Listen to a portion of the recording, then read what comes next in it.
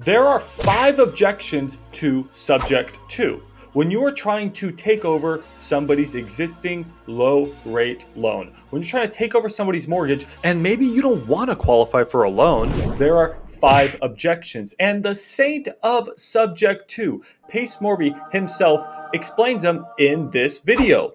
He explains them right there. But the thing is, how do you remember the 5 objections to subject to and how do you counter them? Well, in this video, I got you. I got you, bro or bruh. I got you. What you need to first remember is the 5 Ds. The due on sale clause, don't make a payment, done with this property, debt to income, and down payment. Those are the 5 Ds, the 5 objections that you will get when you are pitching subject to. Now I'm going to walk you through all 5 of the objections and give you the rebuttal. What you need to say when you're on the phone with a seller and they bring up one of those 5 Ds.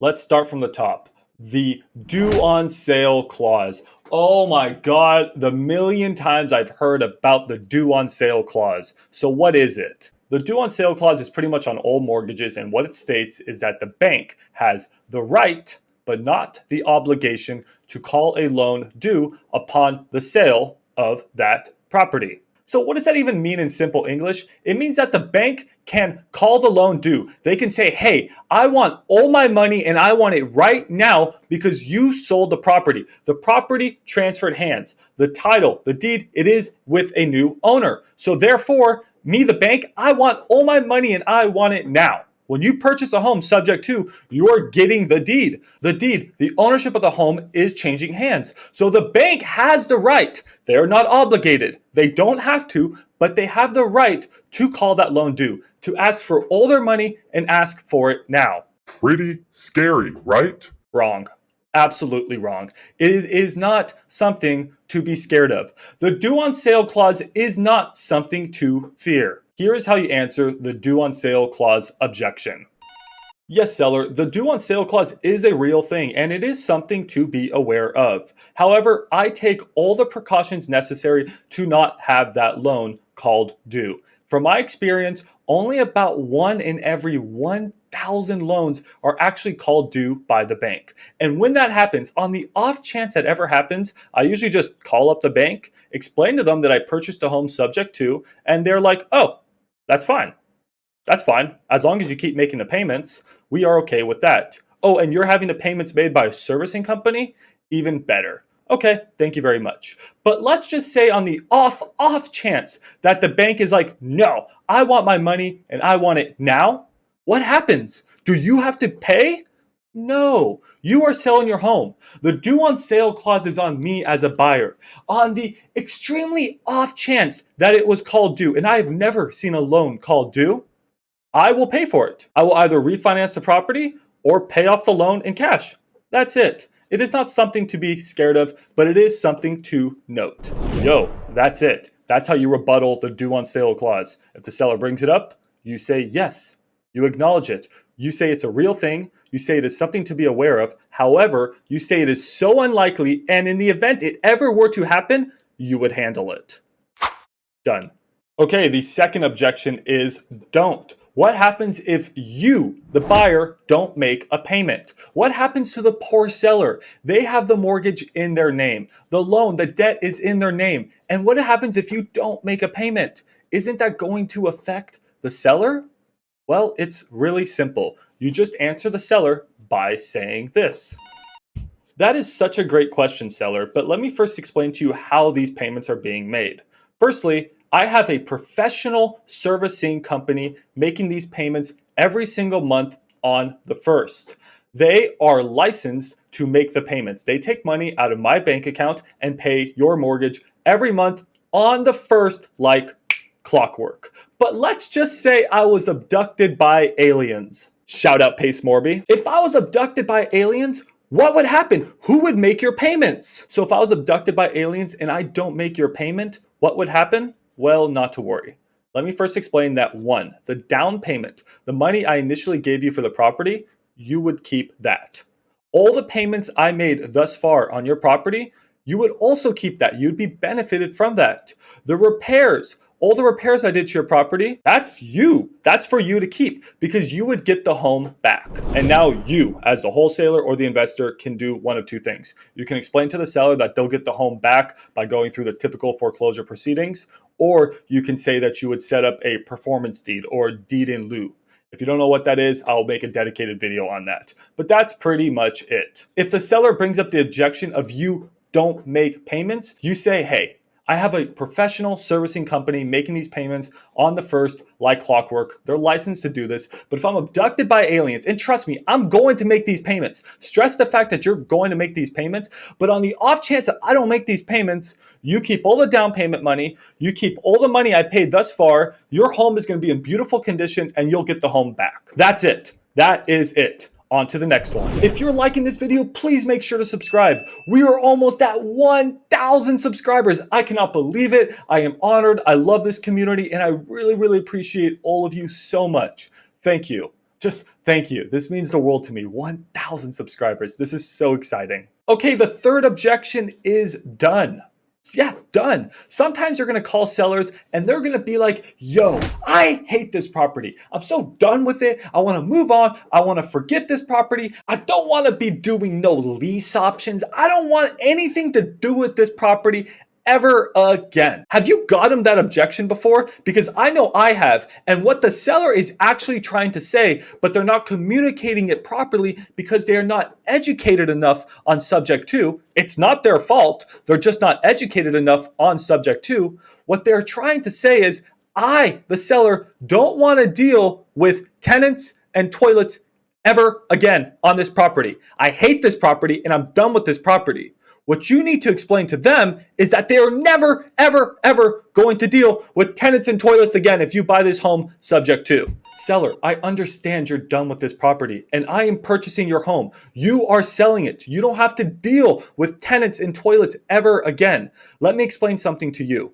When you bought your home and the toilet started leaking, did you call the bank and start complaining? No, because it's not the bank's responsibility. It is the homeowner's responsibility. And I am going to be the homeowner. I am going to be the landlord. I will deal with tenants and toilets. I will never call you with a problem associated with the property ever again. You will be 100% done with this property. See how simple that is? It is so simple. You just need to know how to communicate the message. Okay, the fourth objection. This one is so important. It is brought up on so many calls. It is debt to income. The mortgage, the loan is staying in my name. If it stays in my name, how isn't that going to affect me, the seller?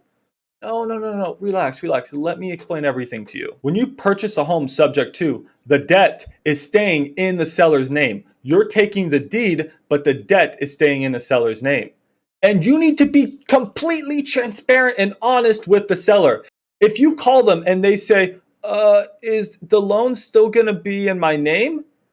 There is no other answer than yes, the loan is still in your name. Don't lie. Don't lie. I hate when people lie. Don't lie. Be honest. And explain why that may not affect them, why it most likely won't affect them. Don't force subject to down the throat of every seller. Educate them, explain to them, but be honest and give them the good and the bad. It's mostly good, but not everything is perfect. There's always going to be some bad with a deal. So you need to be honest. How does this affect your debt to income, seller? Yes, seller, your name does stay on the loan. And I know what you're thinking. Oh, that's not good. I don't want that. Well, let me just explain. Firstly, a lot of sellers actually want their name on the loan. You're probably thinking, wait, what? How could that be? Well, it's actually really simple. I'm making the payments every single month. Because remember, what happens when I don't make the payments? You get the home back and I lose a lot of money. So I am making those payments on the first every single month through that servicing company. And when you make payments on the first on time, what happens to your credit? It actually goes up. This will actually help strengthen and rebuild your credit. But let's say you want to go buy a house and you're worried that this loan in your name may affect your debt to income. How do you think all these investors are able to buy so many properties, have so much debt, but they still qualify for loans? How could that be? It's because underwriters, the people underwriting the loans, the people giving them out, only care about two things, and we're only focusing on one. We're just focusing on the debt. But what about the income? Investors have renters that pay off all their debt every single month. And with this transaction, you'll have a servicing company that I'm paying off your debt every single month. So it's going to end up being a wash. If you speak to the underwriter, they'll see the debt being serviced every single month, and they'll most likely, I can't speak for them, but most likely, from my experience, they'll be like, that's fine, no big deal, we'll give you another loan. Got it? Now that won't be brought up in every single transaction. If you're speaking to a seller and they're in pre-foreclosure, they're in really hard times, all you have to do is bring up the first part, just saying, hey, I'm going to be making your payments every single month, and this is going to help rebuild your credit. But if you're speaking to a seller who's not in that position, they're not in foreclosure, they're just trying to sell their house, they can't sell their house, they can't get their price, and maybe they're looking to go buy a house after this, sure, if they're just going to go rent and they never want to own again, perfect. You don't have to explain that. But if they want to actually go buy in the future, then you need to explain to them how this is not actually really affecting their debt to income. But let me please stress this one more time. If a seller is very, very concerned about this and they are not at all interested in having the loan in their name and all this stuff, then subject to is not for them. Don't force it on them. If they're not interested, that's it. Educate them, explain to them. But if they're not interested at the moment, don't force it. They may come back later or they may not. Let them make their own decisions. Before we talk about the final D, the final objection to subject to, I just want to mention one quick thing. This video is obviously not sponsored. I don't have enough subscribers for that. However, let me grab my book right here. This is Once Upon a Milk, and it is my first book in my series of children's financial education stories. Yes, children are not learning about finance in schools, and I'm here to change that. Once Upon a Milk is a beautiful story that teaches kids and families about inflation. It teaches kids about what money is and the history of money. The book, it's available on Amazon right here. And the book is not just written for kids, it's actually written for adults. It's written for the whole family. I put a bunch of double entendres. If you're a finance nerd like me, you will absolutely love this book and you will get a huge smile from it. Thank you so much. It took me a year to write the book, over 1,000 hours, and I would love if you gave it a read. Okay, the fifth and the final objection is down payment. The sellers are going to want some money most of the time. I mean, yes, you can find a seller who has absolutely no equity on their home. Maybe they have arrears. They just want to move. They want someone to save them. Okay, maybe they don't need cash. But a lot of time you're going to find sellers who need a few $100s, a few $1,000s for just moving money. They need something. They are broke. They need a little bit of money. Or you could find sellers with a lot of equity. Then a hybrid deal is better. And that's a video for a whole nother time. How to do a hybrid deal using seller finance to pay their equity. But oftentimes you'll find sellers who maybe want 5% down or 10% down. What do you do when someone needs cash, someone needs a down payment? How do you structure the down payment? Well, let me just say there's no black and white answer. It really depends on the circumstance. But you as a wholesaler or the investor, your goal is to get into deals with as little money as possible. The seller's goal is to get as much money as possible right now. You guys are at odds, so you need to negotiate. And the best way to negotiate is to put yourself in the seller's shoes and understand their situation. So just ask questions. Yes, seller, so you want some money, and that's totally understandable. I completely understand where you're coming from. But let me just take a step back. First, I am taking over all of your loans. If you are behind on any payments, I'm going to catch those up. So I'm taking over your principal, your interest, your taxes, your insurance, everything. You're not going to pay $1 associated with this property ever again. I'm also going to be paying all the closing costs. I'm paying all the agent commissions.